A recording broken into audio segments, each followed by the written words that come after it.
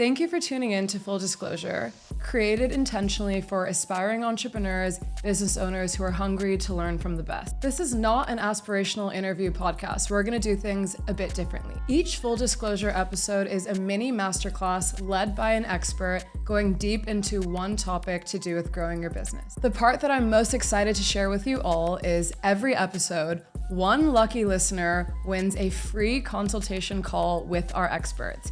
If you want to learn more how you can apply for that, it's in the show notes of the episode. I am Alina Khan, your host and fellow entrepreneur, and I'm here to make this journey of growing your business honestly less overwhelming and less lonely. So with that said, get your notepads out because you're going to want to save a lot of tips from this episode. Today's deep dive topic is Startup Financing 101. We're talking fundraising, we're talking pitch decks, we're talking term sheets. And if you don't know what a term sheet is, you came to the right place because there's no judging, there's no dumb questions here. This is your safe space because everyone needs to start somewhere. I'm so excited to introduce our expert, Hugo. Welcome to the Full Disclosure podcast. Thank you so much for having me, Alina. Super excited to be here. I'm so excited. Before we begin, we ask all of our guests to take a pledge, because we have a rule that if an episode doesn't provide true deep value for our listeners, we don't air the episode. No pressure. So Hugo, do you commit to full disclosure today? No fluff, only real strategies and real helpful tips and insights that can actually help our community grow their business. Absolutely, I pledge it. Let's shake on it. Deal. We're locked in. Let's get started. Okay, so before we go into this topic of fundraising and financing, I want our guests to understand a bit of your context and background, which shaped how you think today. So you first went to LSE and then you studied law at UC Berkeley. You were a deals lawyer for around 7-8 years. And then you went to lead the legal, you were head of legal at Global Ventures, a really notable VC firm here in the region. And now you're a partner at a firm called Dopamine Ventures, which is all about simplifying the fundraising journey for founders. So let's start with simplifying fundraising for founders. Why is the word simplifying crucial? I mean, it's very important because it's a very complex process. And when founders see this world, they only see the news about raising a lot of money. They see the news about the very successful outcomes, but they don't really have the insight into what it takes to get those outcomes. It's something that's very glamorized, and I think today's episode is going to be helpful in the reality of the situation. And I think when you and I were chatting, what you made very clear to me is you're almost signing up for having a new boss. Do you want to elaborate a bit on what absolutely. It really means? Absolutely.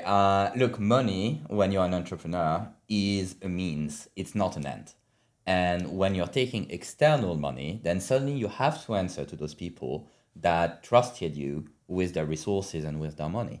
And so, you went from having your company, you're by yourself, you're loving it, you're doing what you want, to suddenly you have someone calling you every week or every month saying, what have you been up to? What have you been doing? And you need to report, your numbers, the good, but especially the bad.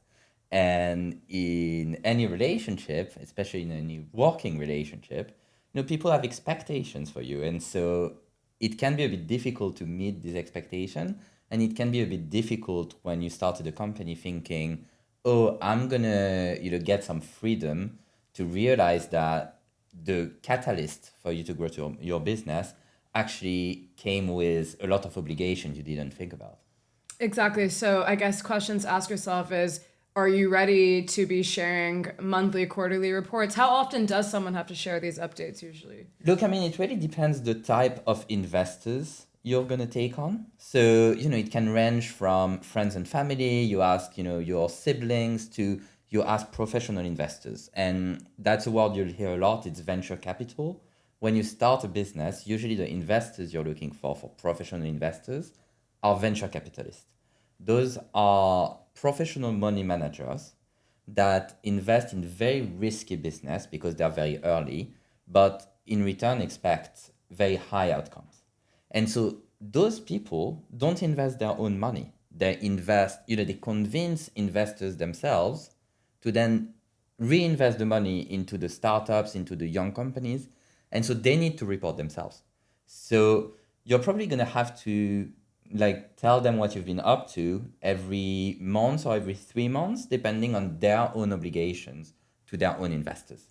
Got it. Got it. Because they're also reporting to someone as Exactly. well. So who should be fundraising? Like, let's start with the basics. I'm going to give you a scenario. Okay, so let's say I am a first-time entrepreneur. I just have a PowerPoint presentation. I just have a pitch deck because I have a concept. I found a gap in the market. I have an idea of where I can get this product that I'm making. I have good margins and I have a strategy, but I have not $1 of my own to put into this business. I think there's a lot of people in that phase. What do you recommend for that person in terms of getting started from a financing perspective? So usually what we recommend is raise money as late as you can. Okay. It's, you're going to be in a better position the later your business is. Because if you have sales, suddenly you're in a better position than if you have a pitch deck. If you're profitable, you're in a better position than if you have sales but you're losing money. If you have signed a big enterprise client, like if you have signed, Emirates or Microsoft or something like this, you're in a better position than if you're profitable but your clients are making you very little money. And so you need to see the money you're asking for as a tool that you absolutely need. The last thing you should do is raise money just because you think it's going to look good on LinkedIn. So is it a red flag for an investor if you can only get this business started if someone initially from an outside puts capital in? Not necessarily. It Okay. really depends on the type of business. If you want to start something that requires a lot of infrastructure or that's very complex from a technical perspective, and you're going to need to develop it like for a year and a half, then it makes perfect sense that you're going to need money. And if you're not someone that had the time in their life to build that capital or doesn't come from a place where you have that capital already, then it's perfectly fair that you're going to, look for investors. Think of it as it's the same as, like paying Google for an email address. It's a tool that you use for your business. Right. And so that's not necessarily a red flag for investor. However, It's and definitely a that's the full however. disclosure. Yeah. Full disclosure. However, if you have the type of business where you can actually get started, but all you're doing is running around with a pitch deck, then investors are going to be like, well, does he want or does she want to raise money, or do they want to actually build something? And in the eyes of an investor, if you are in a position where you could actually be building the business, but all you do is try to raise money, that is going to be a red flag.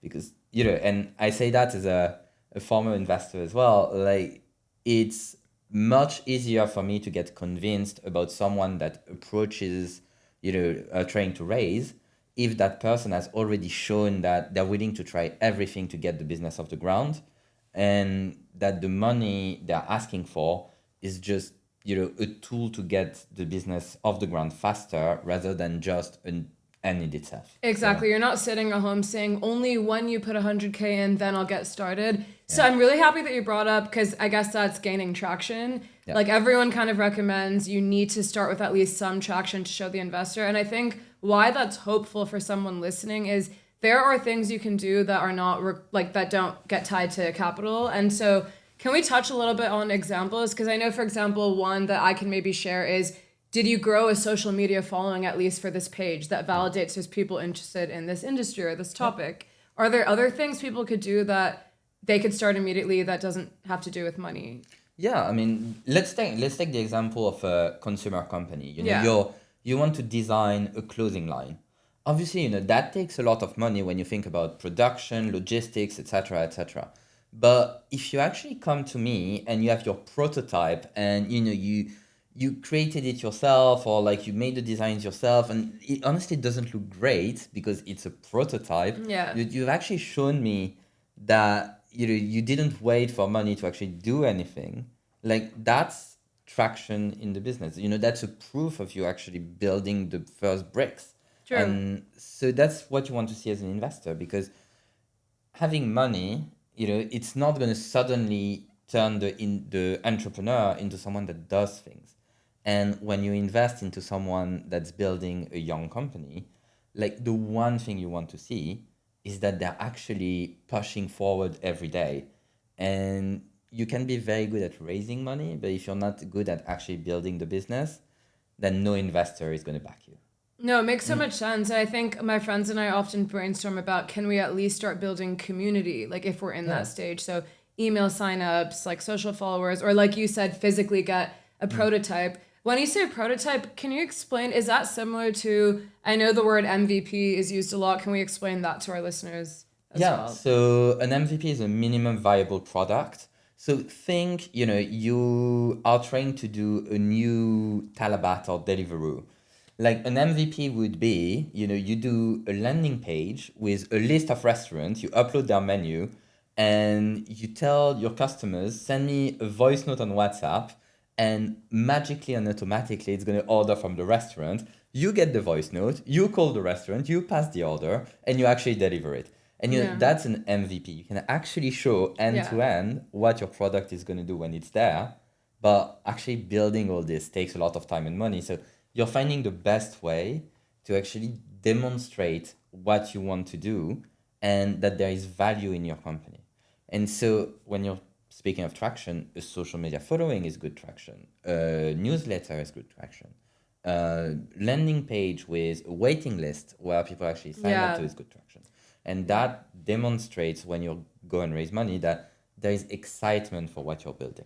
Exactly. Anything that will make the investor think, oh, there's people that want this. So I think it's a good point to bring up, because sometimes we don't start a concept because we want it to be perfect. But when we talk about MVP, traction, prototypes, it's literal proof that actually the more you don't wait to be perfect, the more you can actually get real funding in and get your business started, because you can have a really simplified version of your idea. And that is actually what someone wants to see to take you seriously, rather than wait until this perfectly made product is done. You may actually not end up launching. No, absolutely. And look, in the startup world, the general wisdom is if you're not a bit ashamed of what you're putting out at first, then you've waited too long.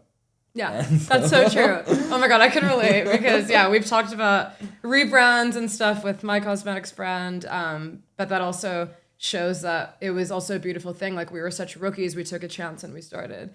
So when we talk about raising, and you say that you should absolutely only do it if that's truly you're at the stage where you need that, let's explain why, because I'm sure you're linking it to valuation, dilution. So how do we break that down to our listeners to understand you're not just getting money? What are they giving away? Yeah.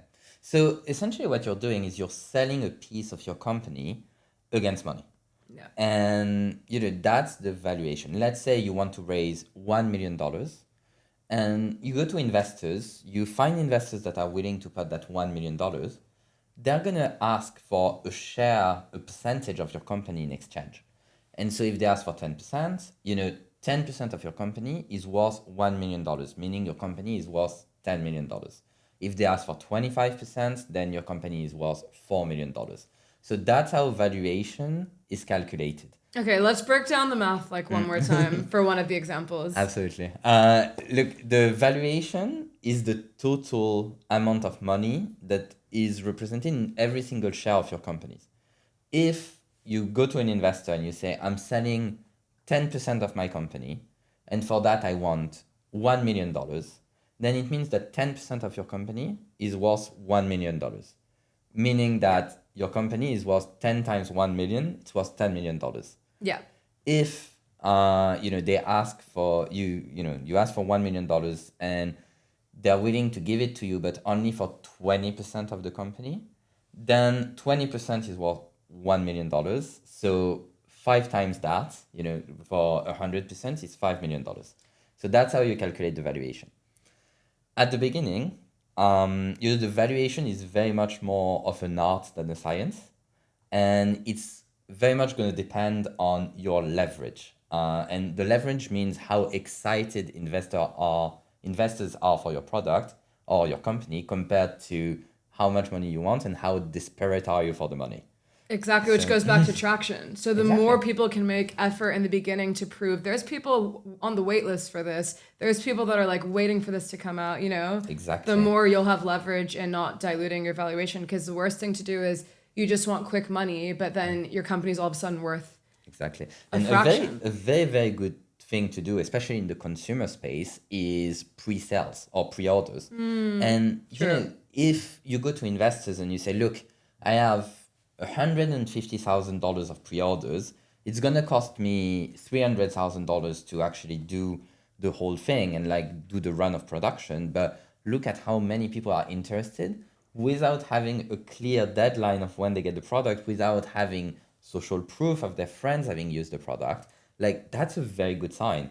And suddenly, you know, you are in a much stronger position than if you tell them, look, I mean, I'm going to do some cosmetics. It's going to be great, but you don't have anything to show them except your excitement. Yeah. So if you, and that's why we said, you know, go raise as late as possible. And it's a fine art to balance how late you go to raise versus how fast you want your company to grow. Because the more you wait, then you know you don't have the money. You can't hire people. You can't run ads. You can't do sales. You can't do marketing. Like you can't buy the tools that you need. So it's very much a balance, and it's honing your skills as a CEO and founder to be able to decide, look, we need the money more than we need to wait a bit more to be in a better position to negotiate. Exactly, and it shows that belief in your concept. Yeah. I also think, pre-sale is brilliant because a lot of these factories, the minimum order quantity, you can't just buy one sample if you're a first-time entrepreneur. So you usually have to get like thousands at once, and you don't have the funding for that. So pre-sale is the best way to validate your concept, get it out there, and you're not even like wasting $1 on a huge, massive, scary order because you're showing your investor all the people signing up. What are your thoughts on accelerators? Because that's usually an option for these early stage founders as well. Look, I mean, I think that's a great thing if it's run properly. And accelerators are very helpful when they do the programs right and they hire the right mentors and they put you in a cohort where you can actually gain from your peers. And you know there are many accelerators out there. I mean, be it in our region, be it all over the world. And you know, the most famous, you think Y Combinator, you think, but you actually meet funders that are not so keen to go there, and you meet funders that are extremely keen to go there. And my advice to young funders trying to get things out is that if you feel that the support that an accelerator can give you is worth it, absolutely go for it. But do your due diligence. Call people from that accelerators, and I'm not saying employees of the accelerator. I'm saying funders that went through the graduates, accelerator. like alums almost. Absolutely. Yeah. And actually see what they got out of it, because usually accelerators come at a high price. So you're going to have to give some equity in your company, and this can be like reasonable, this can be a lot depending on the program. So definitely do your due diligence, look at it properly, speak with people, and try to really think through what does the future of my company look like with and without the accelerator. Definitely agreed about speaking to alums and doing your research and not just getting excited like, oh, I'm just going to apply. Someone suggested, and I want to get your honest opinion on this, apply to like multiple accelerators. It's even okay to be in multiple at the same time. I was surprised to hear that. Do you have an opinion on that? I mean, I half agree with it. Apply to different accelerators, absolutely. I mean, you don't want all your eggs in one basket. I mean, it's you're not sure you're gonna get in. If you think an accelerator is the way for you to go, definitely hedge your options and look at the 2-3 best ones that fit you, and definitely apply to all of them. Yeah. And then there's the external perspective. There is also what you actually get inside of it, and that's going to be a lot of fit with people that run the accelerators, etc. So going through the interviews is actually going to show a preview of what you're going to get in the accelerator. So you might rank things 1, 2, 3, and actually what you rank 3 turns out to be the best for you because you fit extremely well with the person that runs it. So that I agree with. The second part of it, which is being different accelerators, not so much. And I think you have to pick, one and stick to it, especially because it doesn't come for free. So, if it's There are very few programs where, it's 3 months and you get, support offices, etc., but they don't invest in you or take equity into your company. So if you do multiple accelerators, suddenly, those percentages of your company we talked about, they add up. And you might end up in a situation where you've given away too much. And so when you want to raise money and investors are looking at you, they tell you, well, you're not incentivized enough as a funder because you don't have enough equity in your own company because you've given it away left and right. And so they're concerned that you're not going to be excited and rewarded for the work that's ahead. And when you invest in a company that's 2 years old or even 1 year old, I mean, all the work remains to be done. So you need the funders to be there. Totally. And I have like a few follow-up questions from what you said. Firstly, on the founder equity, because it is a good point to bring up that everyone needs to remember the founder should always have majority. But first of all, do you agree with that? One person I know is very much like whatever helps you scale should be the priority. And sometimes that's not being, as he says, stingy in the beginning and just giving it away if you feel like this person can really help you get there. Because at the end of the day, you're going to be growing revenues. Then there's the other, traditional perspective, which is the founder needs to have at least 51% because there's also voting rights. What do you think a founder should aim for or look out for? And this could just be a personal opinion. It doesn't have to be like a textbook. Look, the way it goes when you actually take the route of raising external money is that every time you're going to raise money, you're going to dilute yourself 15 to 25%, meaning that you're going to sell between 15 and 25% of your company. That's, the general bands. I mean, obviously there are exceptions, more or less, but let's say, for simplicity, let's say every time 20%. So the first time you take investors, you give 20%, you can be either you personally, or if you're a team of co-founder, you as a team of co-founders. But you keep 80% of the equity of the company. Mm-hmm. But then suddenly you need to raise again because, that money that got you to step 2 didn't get you to step 3 because you need a lot more money going from 2 to 3. So you raise again and it's another 20% you're giving away. And then you raise again and it's another 20% you're giving away. And so, those, like this third time 20%, like you're probably getting a lot of money for it. So you don't want to give it away too early for too cheap because the more you hold it, like it's a very, very strongly appreciating asset. So you really don't want to give it away too much at the beginning. If you're thinking actual numbers, if you have advisors, you have like early employees, etc., and you give in total 5%, that's fine. If you give 40%, like that's going to be a red flag. Yeah.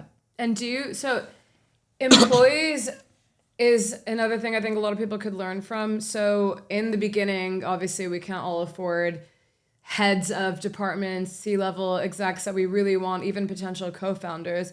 So let's start with co-founder and then maybe a C-level hire. For a co-founder, would it be more than 5% that you think is appropriate to give? And then what would you say for a C-level? So definitely for a co-founder, more than 5%. Yeah.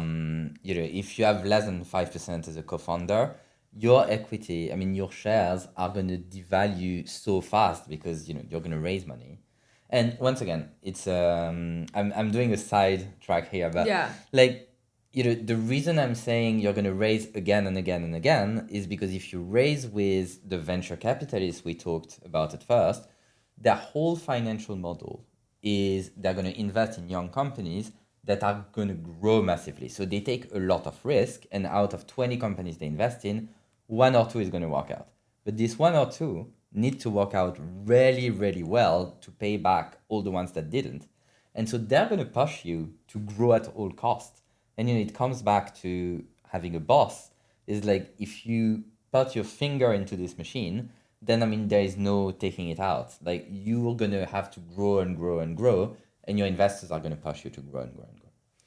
And so to come back on the co-founder equity, I really think that you can think 50-50, or you can do something, if it's a co-founder later co-founder that comes in later, It's your idea. You've worked on it for like 6 months to a year. I mean, you're bringing a lot of intellectual property, like think brands, think patents, maybe like trademarks, etc. Like you've essentially set, the foundations of the project and someone comes to run it with you. What would be fair is like maybe 20/80, something like this. So they still have, a lot of equity, they still have a lot of financial value to gain, but you remain the clear leader of the project. Exactly. So that's important. Yeah. When it comes to voting rights, eventually, if you do take the route of raising money, you're going to go under 51%, be it individually or as a team. And that's fine because we're going to get into this later, but there are a lot of complex mechanisms around voting, around like the which decisions can you take and how you can take them, which complexifies it so much that 51% is not so much a threshold anymore, because there are like different ways of voting, different classes Yeah, it's of not shares, as simple etc. as just Yeah, the number exactly. you have. You can have terms that protect the voting. When even you're if- looking at the cap table, which is the document that recapitulates who owns what in the company, and so it will have your name, your number of shares, your percentage, and the name of every investor and every co-owner of the company. When you're looking at it, essentially the main thing you want to keep in mind is what are the percentages and how do I manage to keep everyone aligned and interested in running this project. The worst thing that can happen, and this is more than half the startups die because of this, is co-founder dispute. And what you don't want is, co-founder feels I'm working so hard on this. And that's why they have the co-founder title. I'm working so hard on this, but at the end of the day, I'm not getting anything out of this. And suddenly when someone starts to think that, they're like, look, I mean, my skill set is valuable. Why don't I work in a big corporate where at 6 p.m. I can go home and actually do things with my friends and family rather than like work like day and night at this startup? And at the end of the day, my financial reward is really not much better than having a job at a big company. So But do you mean one co-founder to the other in terms of that dispute, or a founder disputing against investors? no, that's going to be between the co-founders. Okay. I mean, the one that has a lot less. the one right? that has a lot less is going to feel that they are not rewarded properly compared to their engagement, and it's understandable because you work a lot as a co-founder of Yeah. a young company. And even if you join 3 months after the original founder, I mean, you're still going to be there day and night with Yeah. them. So, and that's why it needs to be balanced. True. When you hire C-levels, if you hire them as employees, it's a very different thing. I mean, they're not, the expectation on employees is not the same as the expectations on co-founders. They're there to give you their expertise. They're seasoned experts in what you hire them from. But at the end of the day, they're employees. So, you're not expecting them to be there nights and weekends with you. Yeah. And because of that, I mean, you can't pay the salary they would get in a big company. And that's why you give usually like, 0.5, 1% of the company into to that employee. To a C-level employee, Exactly, right? to incentivize. compensate. Yeah. But you're not talking like 10%, you're talking like 0.5, 1%. I mean, obviously it can be more or less depending on the situations, but usually it's around that mark for the first few hires. And those employees, they're technical experts usually. If you want someone that's there day and night for you, you're looking for a co-founder.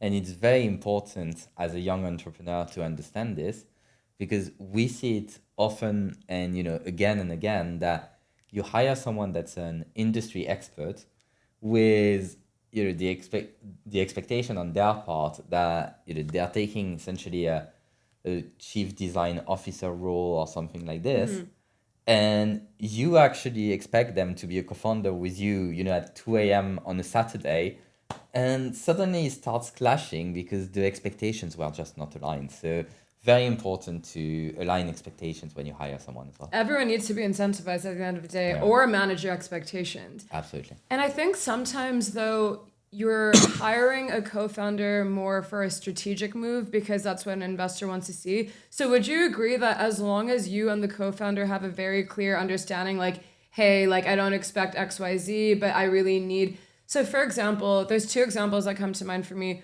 One is, let's say I have a tech idea and I'm more the visionary, the branding person. It's my idea, but I technically need a co-founder with a tech background, even though I won't make him do like majority of the work, but I kind of need him in my pitch deck and to come with me to pitch meetings. Or another one, which is maybe a controversial opinion, funding is disastrous for women compared to men, the strategic male co-founder. Do you have thoughts on either? I mean, look, I mean, I have thoughts on both. So let's take the first one. Yeah. The first one, I think, is the horrible idea. No way. Okay, why? Because the first one, I mean, look, you're not hiring a co-founder to raise money. The goal of your company is not to raise money. The goal of your company is to become successful at what you want to do. And hiring someone, calling them a co-founder to raise money is essentially trying to defraud investors and, trying to... Full disclosure. Full disclosure. I mean, it's trying to tell investors, look, this is what the company is like, when in reality, it's not. And if you're a tech product, definitely find a co-founder that has a tech background, but, like they're a co-founder, have them work with you. Yeah. What I mean is like the expectation, if you're joining later for that reason to help you out in your journey, it maybe is just clearly discussed in the beginning. Like, I don't expect, 5 days a week, 9 a.m. to 5 p.m., but I really do need someone's help. Like, at the end of the day, you can't offer them that much in the beginning. So I mean, hire a CTO or hire a part-time CTO. If all you need is guidance on the tech and maybe, you have an externalized dev shop where you hire external developers to build your product, and you need someone that understands the like the vision and understands like the design, etc., and needs to guide these developers because you don't have the technical skills or the background to do it, that's absolutely fine. But hire an external CTO and pay them with equity, give them some shares, like maybe a small salary, but don't pretend that someone is doing something that they're not. And don't pretend that you have a co-founder that's not a co-founder. Because if I see that, in a pitch deck, and suddenly the pretend co-founder has no shares in the company, that's going to be a massive red flag. And if I see that in a pitch deck and the co-founder has, a lot of shares in the company because you're like, okay, I'm going to give them the shares, I'm going to be able to raise. And then I realize, the CTO or the technical co-founder, half of that time is in vacation in Bali. I'm not going to invest in your company. Yeah. So you're going to do your due diligence for all of this anyway. So absolutely. And look, there's going to be due diligence. People that you're going to ask money from are professionals, or they have done this before. If they are what we call angel investors, is essentially people that back young companies, are not fund managers, so they are not venture capitalists, but they do it out of their own money. But usually when people do this is because they've been funders themselves or they've evolved in the entrepreneurial ecosystem. So they know what they're doing. And they're going to look at your company, they're going to look at you. And when they invest in you. They don't invest in the company. I mean, the idea can be good, but there isn't enough like to justify an investment purely in the company. They invest in the promise of the person that leads the company. Yeah. And so if you start a relationship trying to lie to them, that's not going to work out. Yeah. Just to impress them in one pitch where it's not consistent with your entire strategy. Exactly. So yeah, let's actually talk about the different kinds of investors and getting into the actual process a bit more.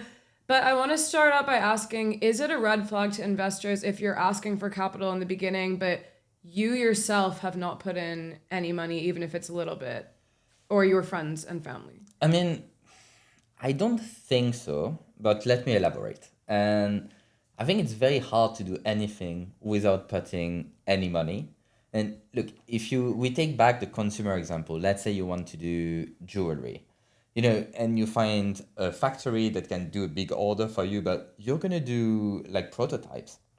That's going to cost you money. Yeah. It's not going to be an immense amount of money, but it's going to be some money. and you're gonna do a website, and you're gonna, buy, tools, and you're gonna pay subscriptions, and you're gonna maybe have, a subscription to ChatGPT or something that you're gonna pay. So all this is gonna add up, and on top of this, there's the time you invest in, because every month you're working on this project, you're not working at a company that actually pays you. So you're putting yourself at risk financially. So that's very hard to not put anything. And we come back to the only time you don't put anything is if you do a PowerPoint, at night, and in the morning you go pitch something. The investors is going to say, look, I mean, that's way too early. Actually start on it and then come back. So for when it's way too early, is that when you would suggest go to your internal network, go to your friends, go to your family, go to your, successful uncle that might actually take a chance on you? Like, is that when someone should approach that, in your opinion? Yeah, but I mean, I'd say once again, it's if you can do something by yourself before actually asking for money, definitely go for it, because you're gonna find out that your first idea is often not the right one.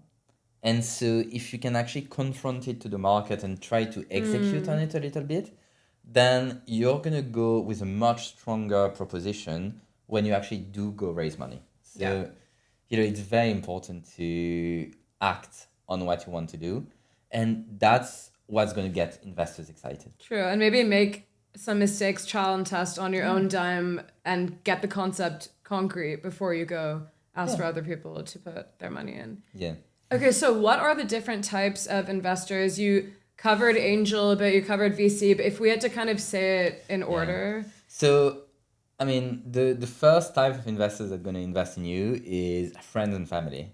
So, as you say, the rich uncle, like the successful friend, the friend that's, an investment banker and wants some excitement. Like, that's the type of people that are going to invest in you first. The friends and family are often not expecting a lot in terms of financial return, but they're also expecting not to lose their money. And it is a high price that you're paying taking their money, because good luck sitting at dinner with your friends if you've lost them $10,000. Absolutely. My dad always says, put enough where maybe I ruined your summer, but I didn't ruin your whole life. Like, you know what I mean? So it's kind of like, but you're right. Be very careful. It could be very awkward, even if it seems exciting at first, if this doesn't go the way you think. Yeah. And look, I mean, it's, friends and family are the ones that are going to support you through thick and thin, but also they're the ones that are going to question you if after a year you're like, look, I mean, there's no future. Like, I'm going to do something else because, my original idea was not the right one for the market, or like it's not the right timing, etc. And so if you do abandon the project at some point, they're going to be the ones that don't really understand why, because they've put their money, they've trusted you. So understand that if you take that money, you have to navigate the relationship afterwards. So, Right. It goes back to try to do as much as possible without the money. And then when you feel like it's the right time to accelerate, take the money. Then you have the business angels. The business angels are kind of between your friends and family and the professional investors. Right. They're people that invest money as a hobby, but that, have it as a main hobby. And, they are investing money into like often what they know best. So if they're former tech founder, it will be tech. If they're a former consumer founder, it will be consumer. So you often meet them through your network, like people you've worked with before, people that have worked with them. You have someone that wants to invest and then introduce you to their friends that invest in the same type of company. Like, the expectations here are, close to what you would have from professional investors, but they also understand that they are taking a high risk, and they can lose everything. And it's much easier telling an angel investor that you've lost their money than telling your sister. Because I understand that's the nature of the game. It's Exactly. a risk, yeah. And, they are not as concentrated in their investments. Like, they usually invest in multiple companies.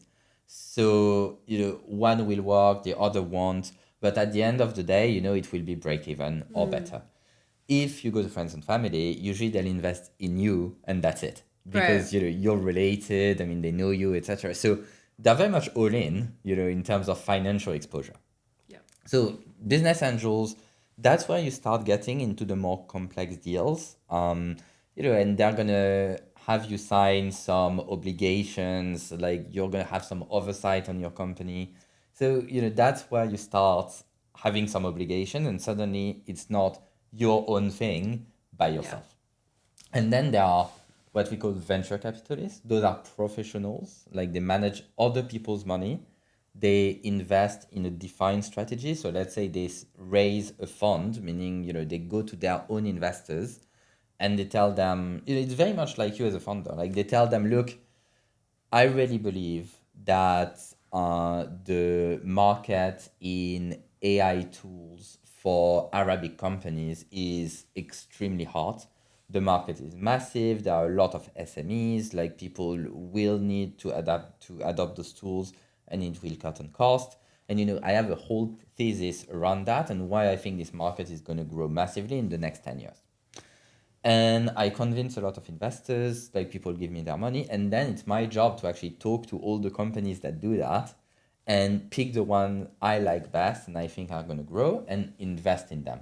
And so it's not my money, it's others people's money. And that's where we come into the reporting and the governance. And you essentially have a lot of obligations as a founder. Often you will have a board of directors.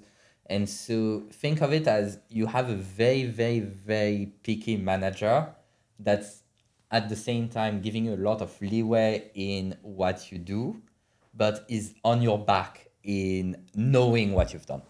And is the angel investor not as much on your back as the VC firm? Because that investor is still sophisticated, right? So you probably would still have to report and still have a bit of that pressure. What would be the main difference between VC money versus angel?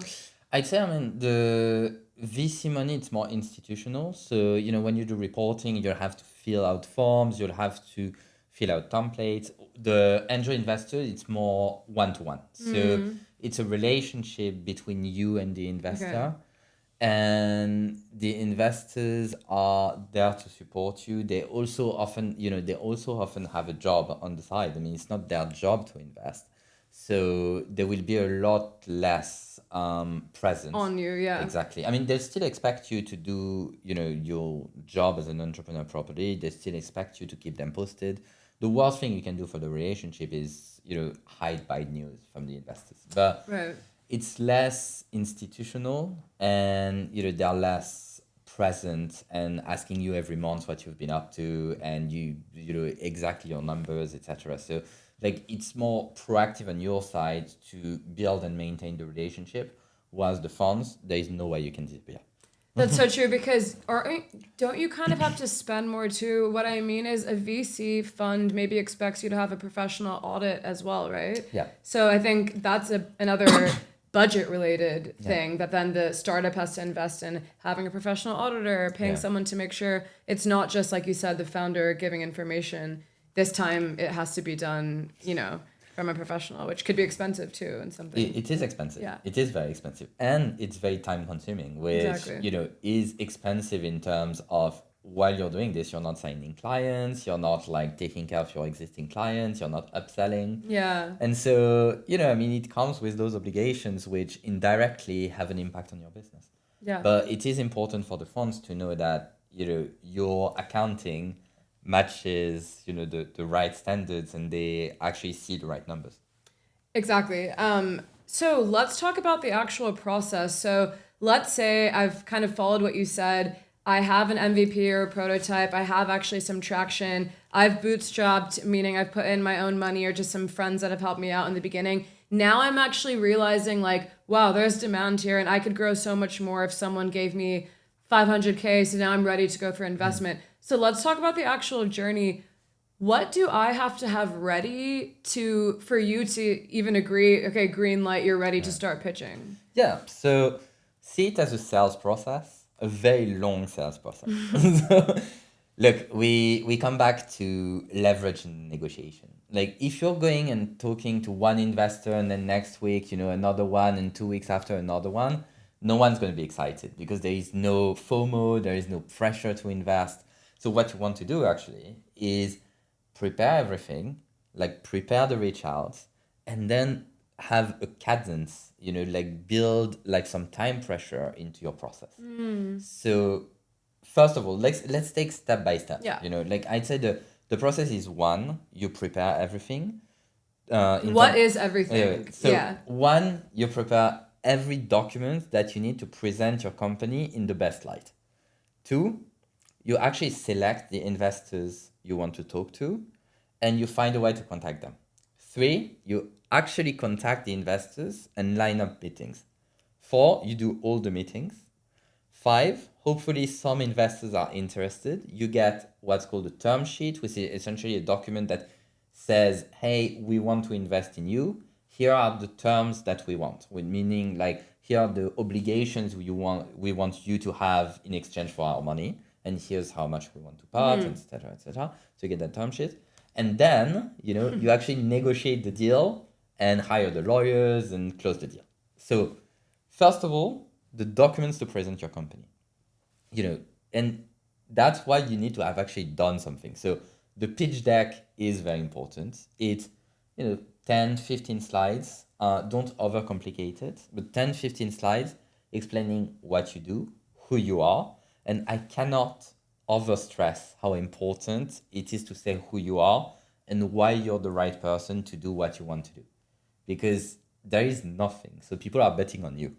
And every investor that's going to invest because they like you and they like your potential. So that's very important. Then some information on the market, on the competition, who's doing that already, what are you doing differently, and then your vision for your product. So what are you going to build, in what order, and then what you need in terms of money to achieve what you want to do. So, very simple. Think your meetings are going to be probably like 20, 30 minutes with the investors, and you're going to talk for 10. So you can't put too much information. You have, it's a teaser that explains the big things, and then it's going to spark a conversation, and you'll have all the time in the world to go into the details. Got it. But so pitch deck is the first document. First deck is the first thing. Then a financial projection. So you build a financial model saying, this is how much we're going to sell for, this is what it's going to cost us, this is our margin, this is what we project in terms of clients, this is another vertical we're going to open in that year, and that's going to give us that amount of money. Yeah, and if a founder is sort of like, wait, I've never done a financial model, I just know my idea, can they reach out to someone? Is this an Excel sheet? Yeah. What is that for someone that has no idea? So they absolutely can reach out to someone. I mean, we've done it for a lot of funders, but my advice would be actually do your own first financial model. It doesn't matter if it's not good. It can be rough. It can be rough, but it's important that you actually think through the economics of your own company, and only hire advisors once it's time to go from 80 to 100%, put it in proper, in proper fashion, proper light, but only hire advisors once you have a strong understanding of your business, because you're going to be challenged and people are not investing into your advisors, they're investing into you. So it doesn't matter if you come with the perfect financial model. If you're not able to explain it and explain why you've done X, Y, Z on it, then it's completely worthless. Exactly, because even though they're the expert with knowing how to format it, they're still going to be asking you for the input. So they're going to be asked, they're not the ones that know, okay, so how much do you think you'll sell in month 1, month 2?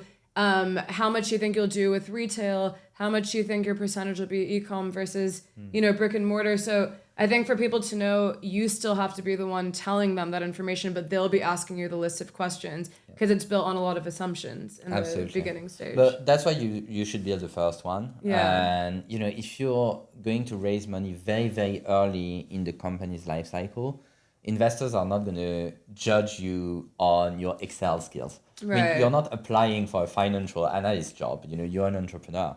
So what's important is actually understand what goes into it, and that you show that you've thought through, the cost, the employees you're going to hire, why, you can explain it, etc. So exactly. And also when you're finally going to reach break even and be profitable, right? Is that, would you say, the main objective for a financial model is for you to map out the timelines of how long it'll take you to finally reach that stage. Yeah, that's a very good point because it also helps you, determine how much money you're gonna raise Yeah. and why. Because if you come to an investor and you say I want $500,000, but you're incapable of explaining why it's 500,000 and not 800K or $1 million, they're gonna look at you and be, have you done your homework? Exactly. Well, Where did that number come exactly. from? Why do you need to raise what you need to Yeah, raise? And yeah. also, then fine, you want to raise that much, but also where will that amount take you is like then a whole other. So yeah, no, Yeah. definitely. I mean, financial model, definitely do it yourself. There are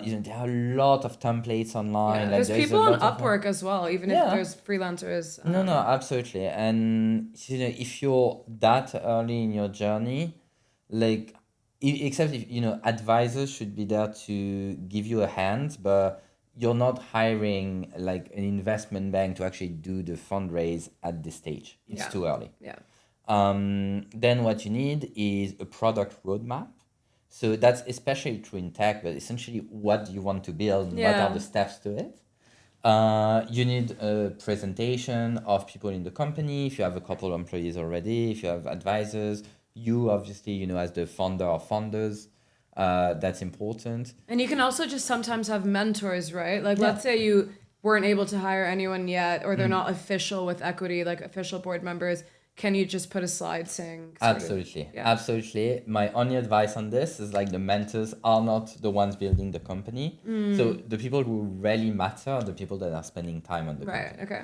And at the beginning, that's pretty much all you're gonna have. Do you need a business plan? A very light one. So, what we want to see in the business plan, and I'm talking like early Yeah. stage, like Yeah.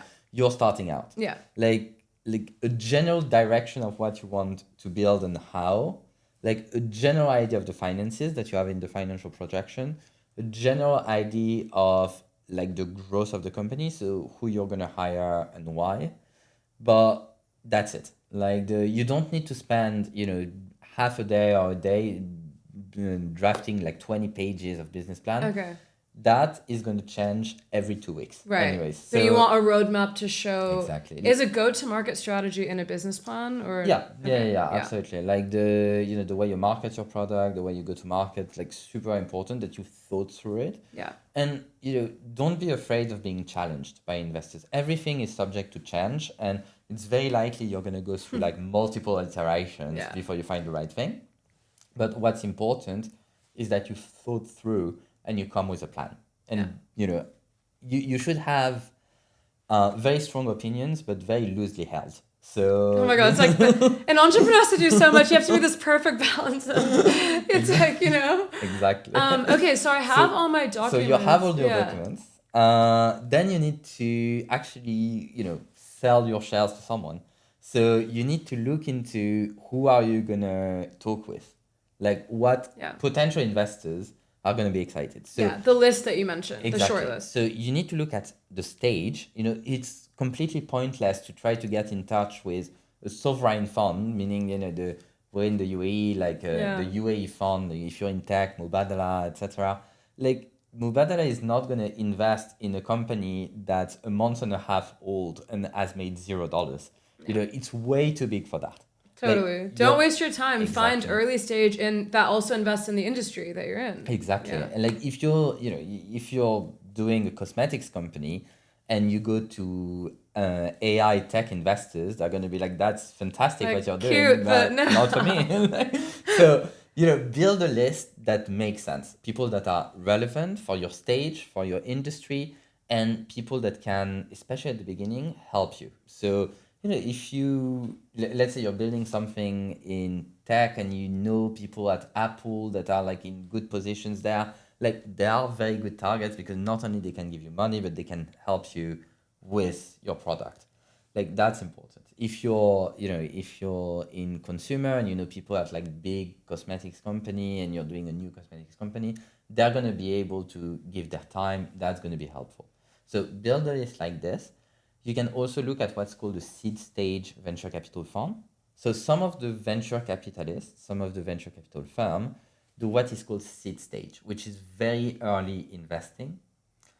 you can go to them. Usually seed stage is not day one. Seed stage is like day two kind of thing. But like, Is this after the initial traction at least then, or after the prototype? I mean, it really depends on the investor, but yeah, usually they want something to be in motion. Yeah. You're still very early, nothing's proven, but at least the gears have started to turn. You also have what's called pre-seed. Pre-seed is really on the deck. Like you're coming with nothing day one. So there are not a lot of pre-seed investors here in terms of professional investors. Like, so you're most likely looking at angel investors, friends and family, etc. Build your list.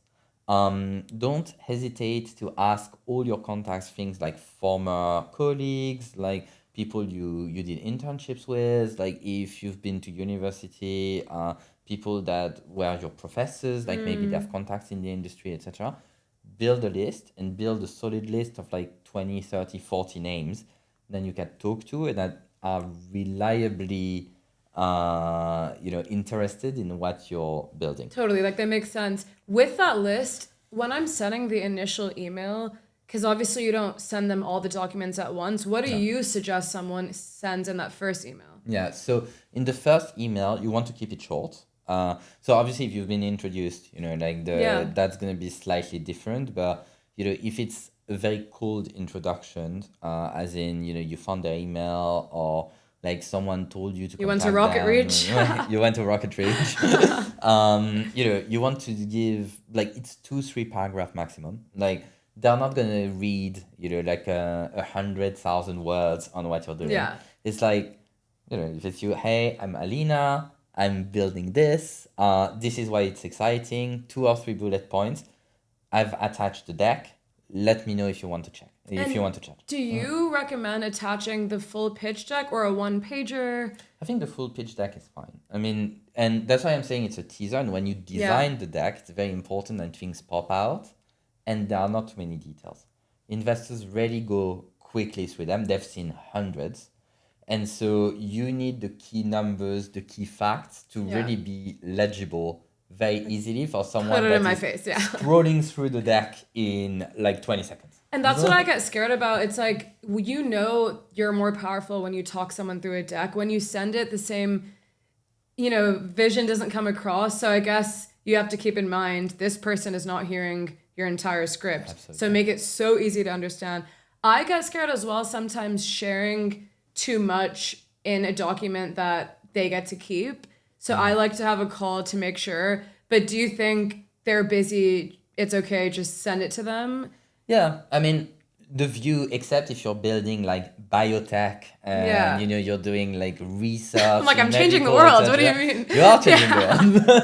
Like, except no. I love how you're like relaxed, like they're not gonna copyright. No, but look, except if you're building something that required years of research and patents, etc. Like if an ID is worthless until it's executed upon. They're not going to steal your idea, basically. I mean, they're not going to steal your idea, and even if they do, it doesn't really matter because if it's a good idea, you can be sure that 2 weeks in, 20 people are going to copy it. Yeah. So at the end of the day, it's execution, and that's it. True. So look, in people that are investors that have jobs, careers, etc., they're not going to drop everything suddenly to copy your idea of a pitch. So you should be fine. Okay, thank you so much.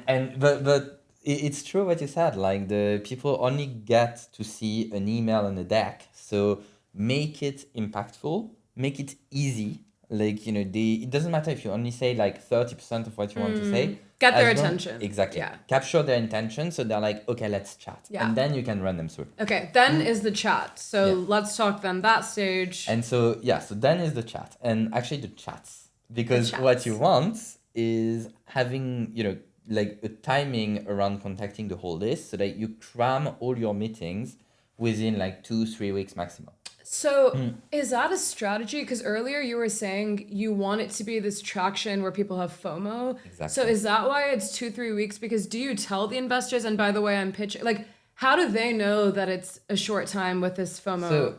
So look, I mean, when you're going to speak with them, you can say, look, this week and next week, I'm meeting all the potential investors. Okay. One thing really that you shouldn't do, and I think that's the biggest red flag in the funder, is funders that come in and say, oh, well, so many people are interested. Like, I'm not sure, like, but I'm doing this for you. Like, if you're trying to create fake FOMO, people will read through you Okay. and you're instantly a pass. Like, people with, investors are going to pass on your deal instantly.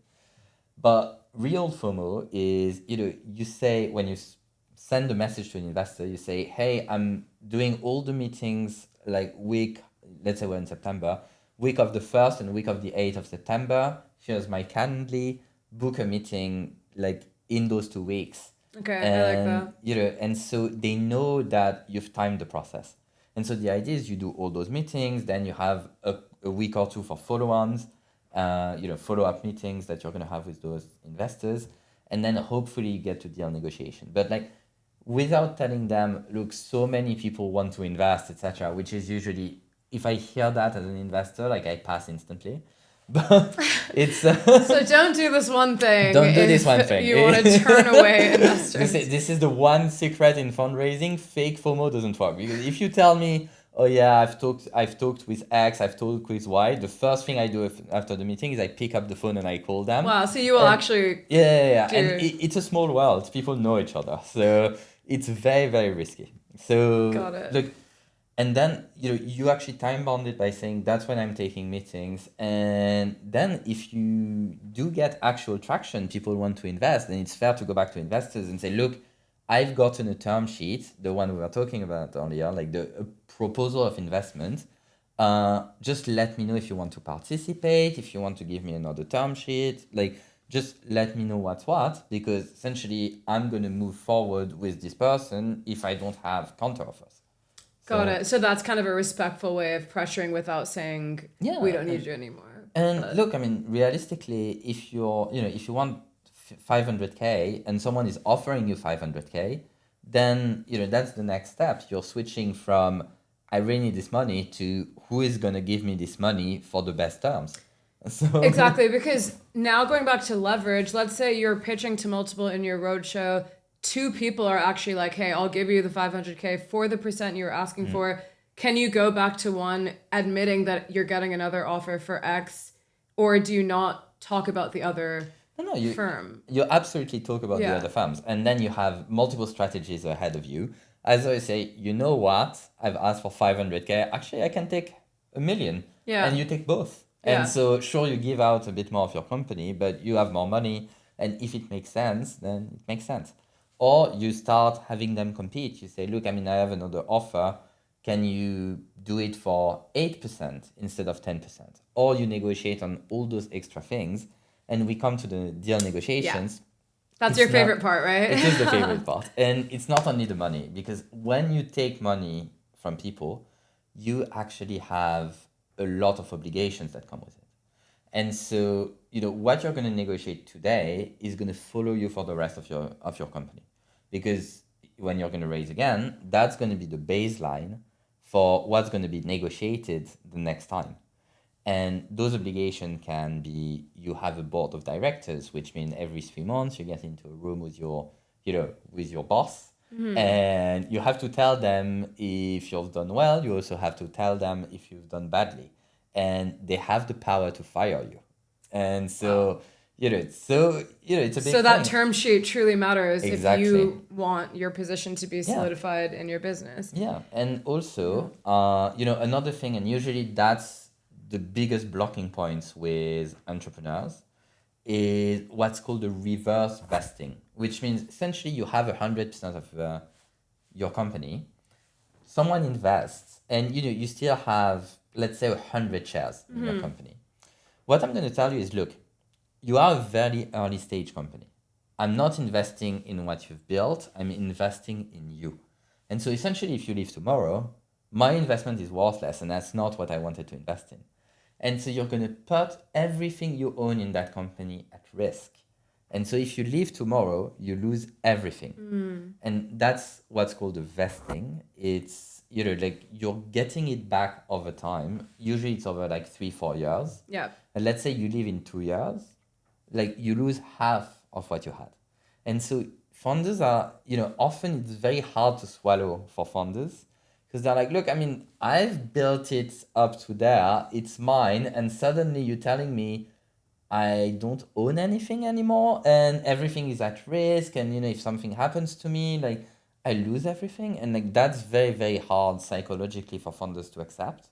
So, that's obviously that can be negotiated, the percentage, the time, etc. can be negotiated, but that's one of the obligations you're going to have as a funder, and you need to realize that before taking on the money, that you're actually introducing risk on what you own into your own company. So these term sheets are obviously so overwhelming. And let's say a founder is like, okay, I'm so happy they're making me an offer, but I'm so scared to do these negotiations on my own. Let's be realistic. What do you think? Full disclosure. Can I use ChatGPT to help interpret my term sheet? Wow, full disclosure.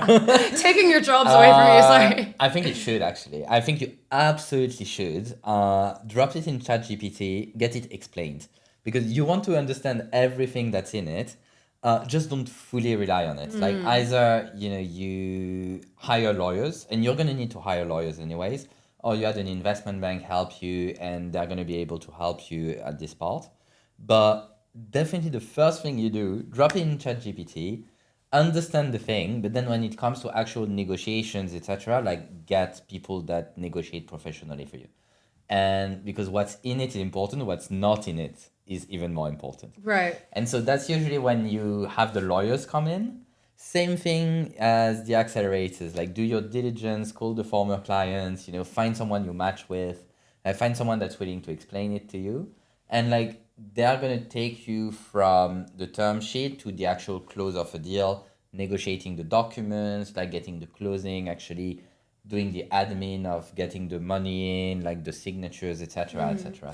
So this whole process, which thank you so much for walking us through step by step, this whole process from the initial, that first email I sent to get someone's attention to the signed paperwork where I closed my round, how long can that take?